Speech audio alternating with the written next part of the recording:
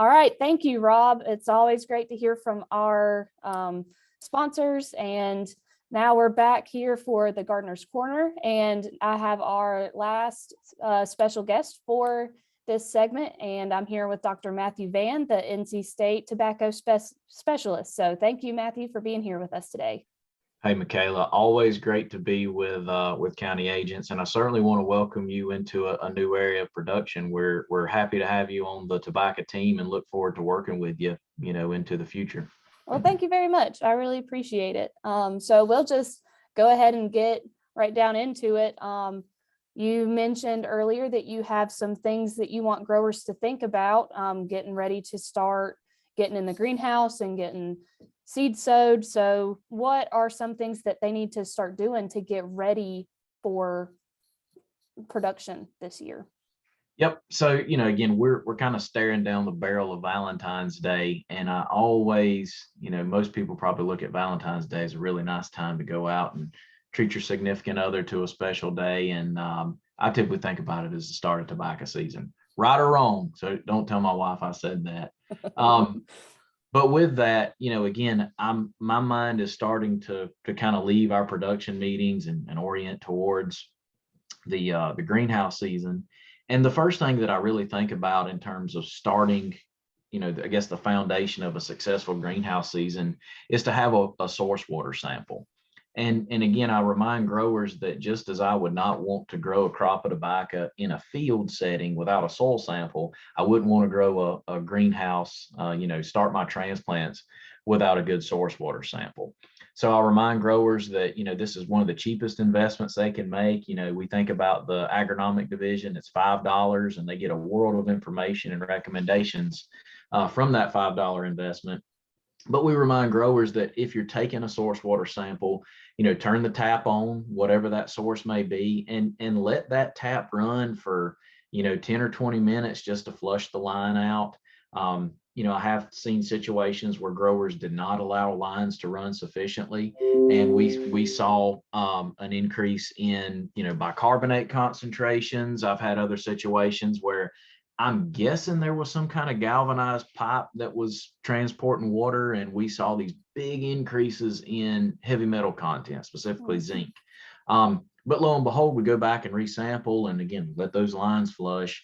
It was a much different story, and we had a better recommendation to put forth. So again, with those source water samples, it's going to set us up to know what water pH is, to let us know what the alkalinity might be, and answer the question of whether or not we need to add some kind of acidifying material to correct some of the high alkalinity issues we sometimes see. To go with that, we do have areas not really in the upper Piedmont, upper Middle Belt region that you're located in, but we do have areas where I believe we've got a little bit of saltwater intrusion coming into some deep wells, and we do see an uptick or an increase in chloride and sodium there. So we're trying to monitor those things. But again, we don't know what we don't know if we don't have a good source water sample. There's still time to get those in before we start seeding. It's a pretty quick turnaround. And again, I would encourage growers to go ahead and do that now, and let's get that ball rolling so that we know how to manage that water bed appropriately. Oh yeah, that sounds like a great idea. Like you said, you need a soil sample to know what to put on the crop later in the year. It's definitely a good idea to know what you're starting out with in the greenhouse. So that's a really good piece of advice. Any other things that you think growers definitely should do before they get started sowing in the greenhouse? Absolutely. One thing that keeps popping up, and again, this is probably more me kind of fulfilling or standing in the role of a plant pathologist for right now. But I do see some issues popping up with trace sanitation. And, we saw the loss of methyl bromide, I guess it was about 5 years ago now, where it was not being manufactured, not being sold. It just, wasn't available. We had finally exhausted all the supply of methyl bromide we had. So we saw this big increase in the adoption of steaming to sanitize our float trays.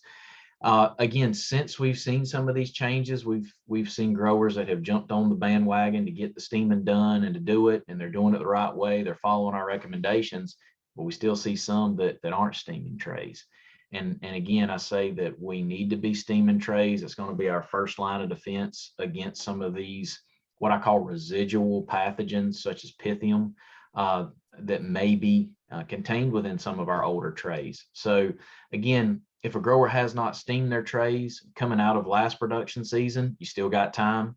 And again, whether you do or don't have disease pressure is still, again, a very good, very safe practice, very effective practice that I think can keep us, again, healthy in the greenhouse, give us some longevity with those trays, and again, not have to make the investment in buying new trays because we hadn't sanitized. To go with that, again, we know that steam is going to be our best option. We see a lot of sterilants and dipping liquid solutions that are offered to our growers. One that really jumps out is just household bleach. And we absolutely do not recommend the use of bleach just because we find, a hyperaccumulation of the bleach materials, particularly sodium and chloride, in our trays where they're not sufficiently or thoroughly rinsed to remove those sterilants. And again, a lot of times that brings its own set of problems. And then you can have some soluble salts accumulation that can severely damage plants. So again, steam, we don't have issues in that same light with steam. And when we look at efficacy data, we just find that steam is going to be so much more effective than some of these dips and sterilants.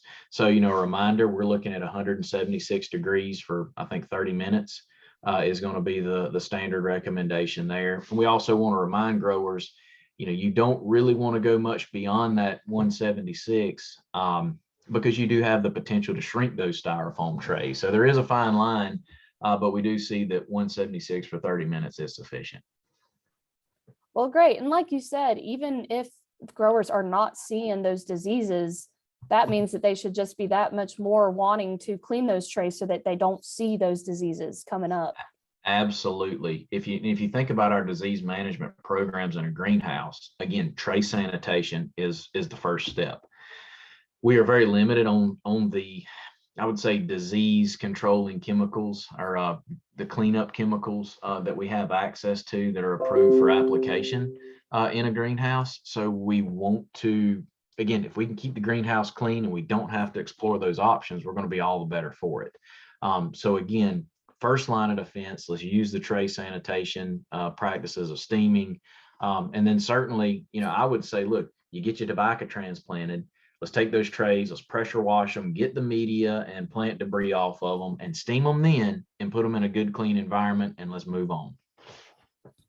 Well, that's great advice. And, you were talking about the temperature of what you want to steam the trays at. Let's talk about the temperature in the greenhouse. What does that look like, and what should growers be looking out for this season?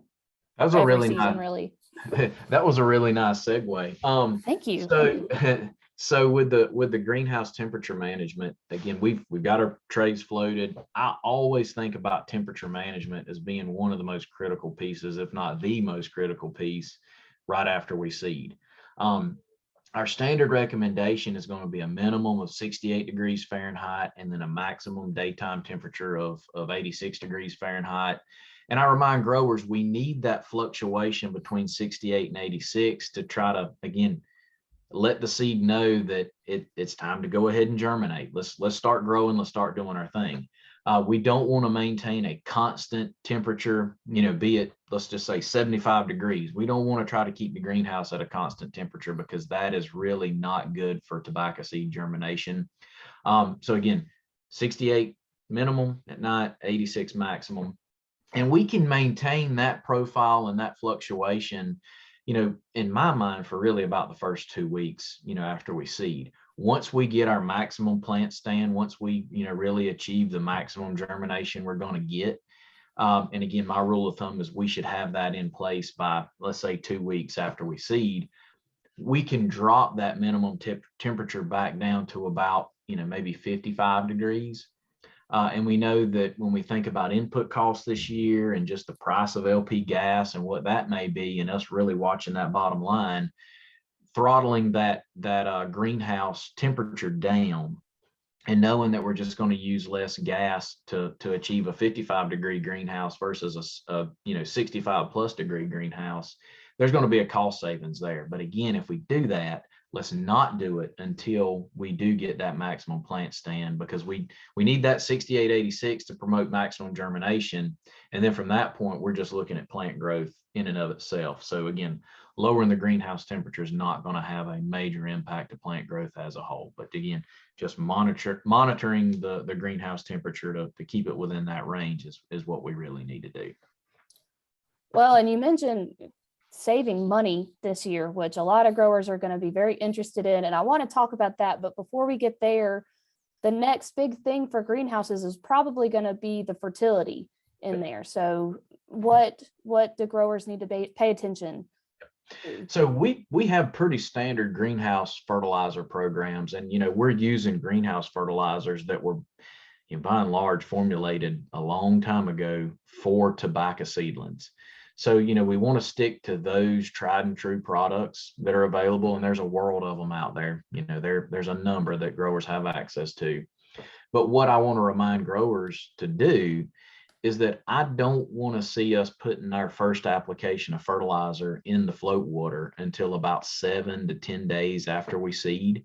And what we're trying to do there is, get those seedlings to germinate, let them start growing to a small degree before we introduce these fertilizer salts that could, have a negative impact on small seedlings. So, we're going to target about 150 parts per million nitrogen in our first greenhouse fertilizer application. Again, maybe a week after we seed, 10 days after we seed.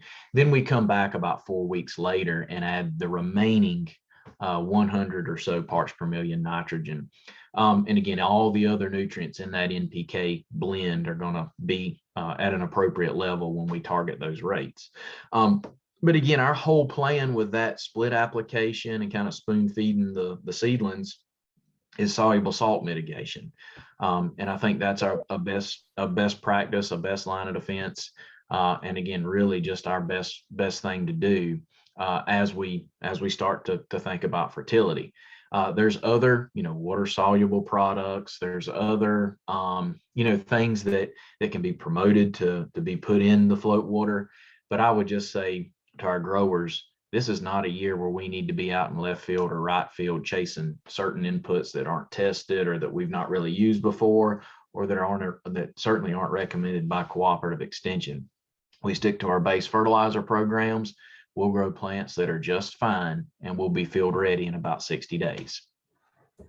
That's really good advice. And I know that you have a lot of really good information on your tobacco portal on fertilizer as well. So I really encourage growers to go on there if they're able to. And that's tobacco.ces.ncsu.edu. And there's tons of information and it's laid out in a very, very good format that's easy to understand. So I encourage growers to go there for any information that they may need. So now let's switch gears from greenhouse and look into later in the season. Input costs are incredibly high right now. I was talking to a grower the other day, and he mentioned that Gramoxone locally has gotten up to about $50 per gallon, which is ridiculous. So, growers are gonna want to, cut corners and try to save where they can. What are the places where they should be saving that are appropriate to be saving, and where should they not cut those corners? Yeah. Well, I think this is a very timely discussion when, your point exactly. Input price is really the big talking point for this year. It always is a big talking point, but it's the monster talking point more than ever. So one of the places that I would think about would be with a fertility program, and again, as I talked about with a water sample, I'm thinking about a soil sample in this regard. And if I'm looking at fields that have been in tobacco production for a long time, and again, I know what my soil chemistry and my residual nutrients are based off of recent soil test reports, and I'm in a situation where I have a large amount of residual phosphorus in my soil system. And again, I'm going to go out on a limb because I've got data from the Department of Ag and the Soil Testing Division that show us that about 85% of our tobacco soils in this state have enough residual phosphorus in them that they don't warrant an in-season application of phosphorus. That's one area. And I focus really hard on phosphorus for a few reasons.